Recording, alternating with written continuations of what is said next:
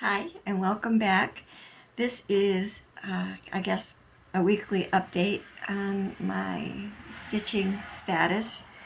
I had several whips in process, and I kind of pared it down to 3 I could actually still work on because mostly they were fairly old. One from my last video that I was going to kind of put in the UFO pile, I changed my mind and I actually finished it, at least to the stage that I decided I was finishing it to. I didn't do all the back stitching on the frame, the border, because I felt that putting the dark brown back stitching in the border would also detract from the alphabet, because this is my alphabet sampler, and I don't know, I might not be back far enough for that, but this is the alphabet sampler that I was working on, and I did stick with the same green because it matches the leaves in the piece, and this is still damp. I just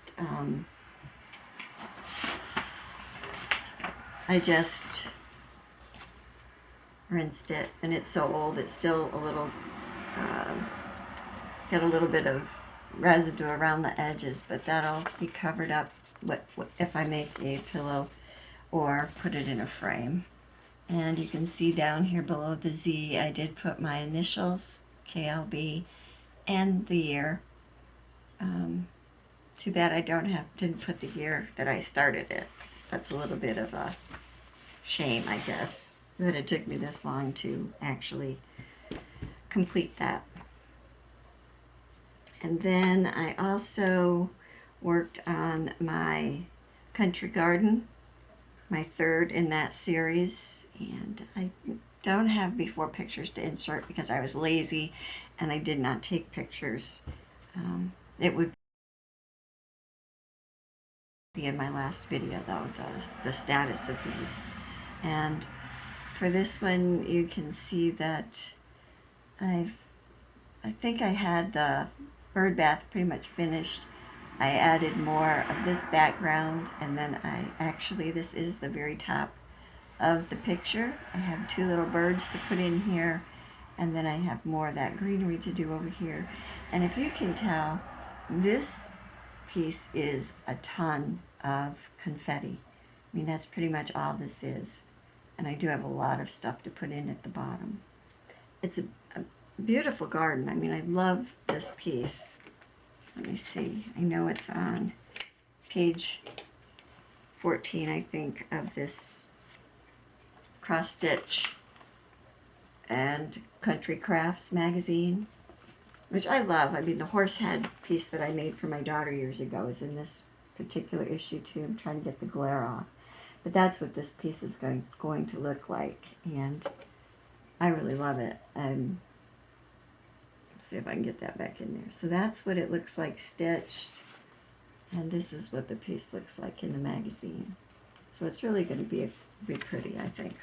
And it'll be the 3rd one, and I've already have the other 2 framed from years ago. So, and that's a needle minder I made. It's just a button magnet on the back. And when I'll show you my other work in process, because I am going to start something else. I just haven't decided quite what. Now this is Somebody to Love again, and this one I've gotten quite a bit further on because I finished the tulips in the pot. I've added more to her mittens. I've come up her back with her jacket. I put a little more in the scarf and in the boots, and her little hat is starting to take shape. It still needs a pom-pom. There's a lot of white stitching left to do. There's still pink to do. I think the blues are pretty much finished, and that's got that little metal flower needle minder I made that just has the Superman button on the back. Oh, and I made a grime guard for this frame. That was fun, sort of. I think my machine needs a new needle though. So when I was doing this, it used to be I kept a pin cushion, and I had threaded needles. I'll show you. I made this pin cushion. It's just a piece of felt. I did some blanket stitching around, and that's all this is for, is to hold my needles. Now if I had my frame, this would be longer and skinnier, and I would Velcro it to an exposed edge of my wood frame, and then I would actually stick, this is for somebody to love, so here's my one of the blues, and I just have that in my pin cushion, so I don't unthread my needles. And like that, this is the 4100 DMC 4100. That's the pearl floss, the variegated pearl floss that's used for the tulips. And then I also have it used to be called hat pins. Now they're just decorative stick pins that I made with E6000 corsage pins and some glass beads. And then these are the bobbins for my floss, and it's just 3 of the colors that I'm working with currently. They are here on this pin cushion, and I just have them held in with my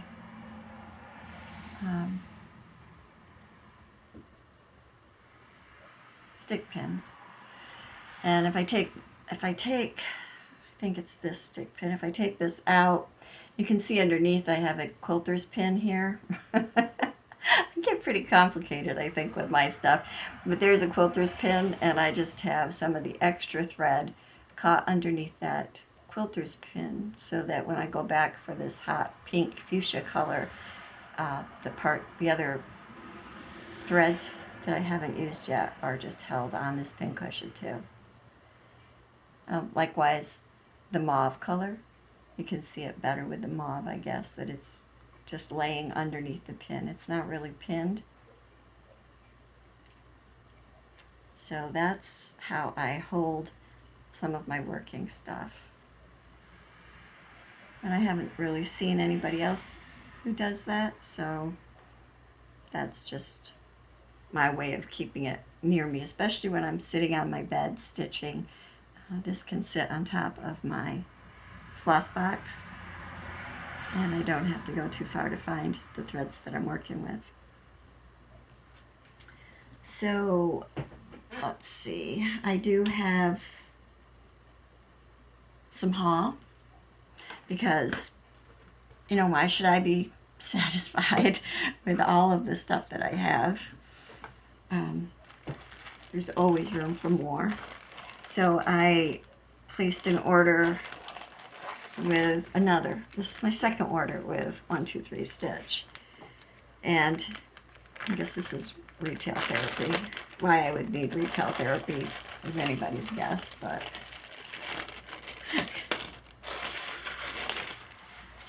I'll show you some of the stuff that I picked up. I did buy another package of bobbins, because all that floss that I bought at Joann's I did put on bobbins, and it is in the box, the big box that I bought on sale at the same time in my, I don't know, couple videos previous haul. Then I bought, let me find my sheet so I can tell you what I bought. These are silk mori threads in soft white and black, because you can never have enough white and black. And that's silk mori. Then I also bought a couple of pieces of fabric. I'm trying to pick and choose. So I bought a 25 count mushroom Lugana, 18 by 27. And I think I'm considering doing my afternoon tea, that little dragon from 123 Stitch. Oh no, that's the Haid. I'm sorry, get confused. It's high tea, and I got that. That's a Haid chart. And I also got a 32 count milk chocolate. I think this is Witchell. And I have to say, already not a fan. It's really stiff. Even stiffer than Ada. But I got that because I got Nora Corbett Gwen, because green is my favorite color, and I really love that. So I thought that is a perfect, that's a Bewitching Pixies by Nora Corbett. I don't know about Pixie. She looks like a witch to me, but I like that. So I got the milk chocolate fabric to put that on. And I bought myself, along with the bobbins, I bought myself some flexible magnet stripping, because I need to find my metal sheet that I put my patterns on usually. Although I am considering, I can't find my cross stitch stand, and I have looked. So I think I'm going to have to bite the bullet and get myself a new floor stand. And I will use these strips, kind of like needle minders, only I'll use these as line minders on my pattern when I have the stand, or with the metal stand when I use it on the table. And then last but not least, I bought a Victoria sampler, Christmas Village by Victoria Victoria Sampler, Christmas Village, because I really thought that this was really pretty. And when I bought that, I also bought the little accessory pack. It's got the specialty silks, and it has the Mill Hill beads. So that I just need to get a piece of fabric for, because I think the ice blue that I bought isn't quite, that I bought in my last purchase from 123 Stitch isn't big enough for that. And let's see, I do have an order coming from eBay. It's just one chart, and it's actually, I saw somebody else do it or buy it. I think she started it. It was the Jack. I think it's a Jim Shore, the Disney artist. It's one of his patterns, and it's the Queen of Hearts playing card. And that's for my sister-in-law for Christmas, because she is a big online card player. That's what she does to relieve her stress, and I thought she would like that. And then every year, maybe for Christmas, I will stitch another one for her. They live in Florida, and she likes gaming and things like that, and she loves taking cruises, so she's a fun person, and I will enjoy making that for her. And I think that that's about it. I did sign up for a stitch along that starts on the 25th on cross stitch. Oh my goodness. Now I'm not sure.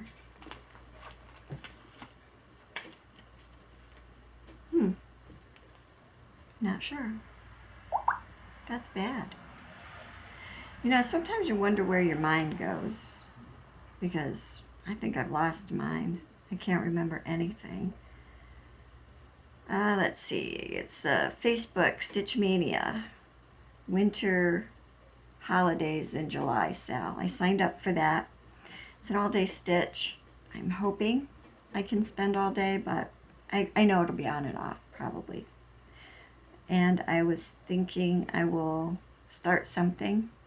I don't know that it's going to be this Christmas Village, even though I could start it. I don't really have the fabric I want to use for it yet. If I have fabric before then, maybe. Other than that, I'm sure that there's other winter ones that I could start for the stitch along. There's also another one the day before on the 24th that's back in black, and I could sign up for that still and then do the Nora Corbett, because there is 3 skeins of DMC 310 black in that. And I definitely have enough black to do the whole thing if I wanted to. So anyway, I'm starting to ramble. So, oh, I can show you, if you get past all the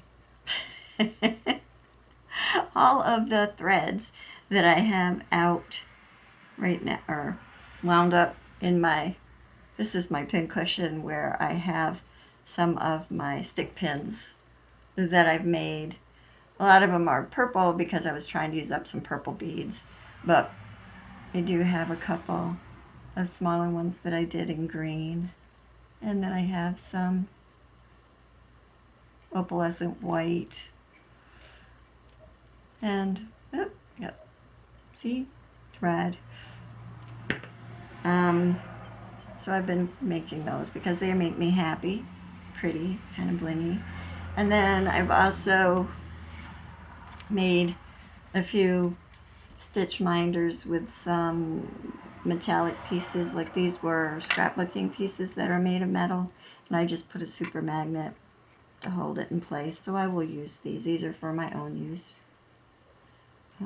This is a shell button with a piece of acrylic bling on it. So, yeah. And I just took E6000 and put a lightweight magnet on the back. And then there's, on the back of my tin, you can see just one of the bigger magnets.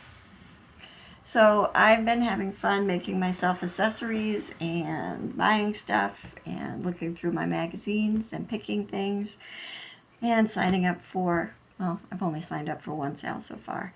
I also have a doll or two due in August. Uncanny,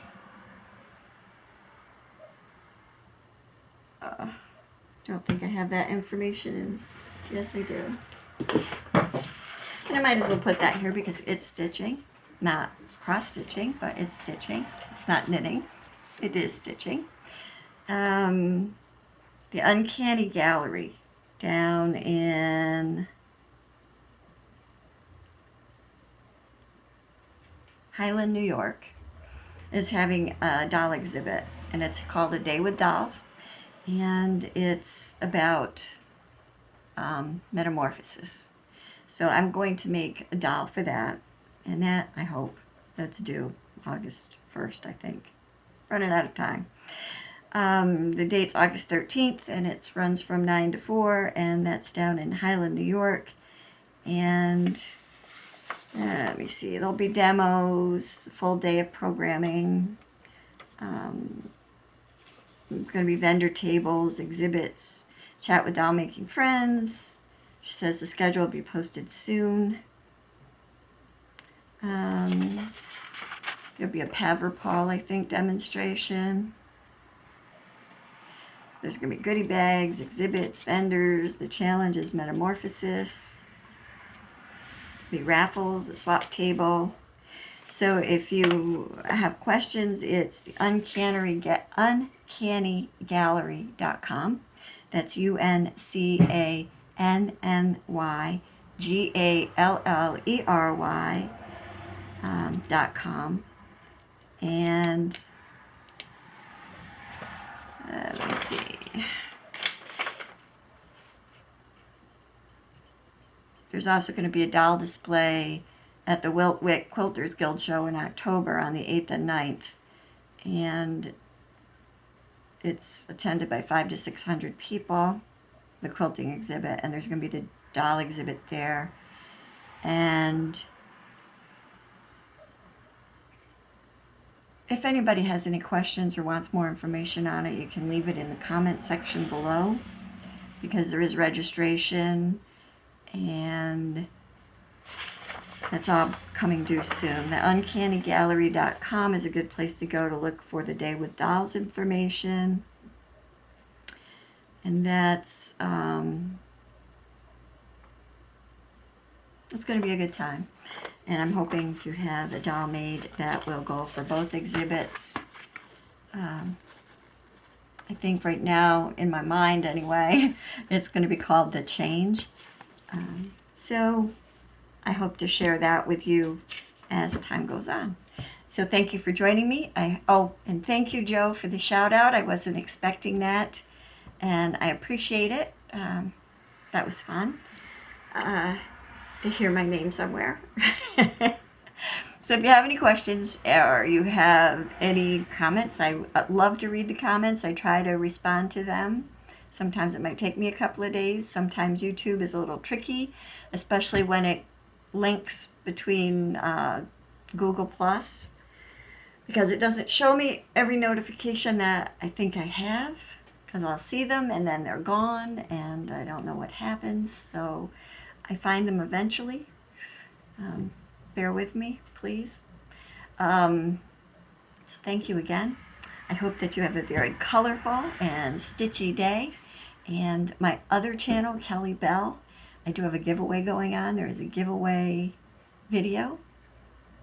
You would have to check that out for the information. Being subscribed to that channel and this channel is part of the requirement. To be 18 years of age is also, or older, is also a requirement. So you'd have to check that video out for more information. Again, have a very colorful and stitchy day. Thank you for joining me. Thank you for being a friend. I can't tell you how much I appreciate that people watch my videos and leave me nice comments and put up videos that I in turn can watch. I like to sub back to anyone who subscribes to me. I don't always have a chance to do it immediately, but believe me, if I see you in my subscription list and you do videos, I will sub back. It's just what I do because I appreciate this community and how wonderful it is. So thank you again. Again, have a very colorful and stitchy day. Take care. God bless.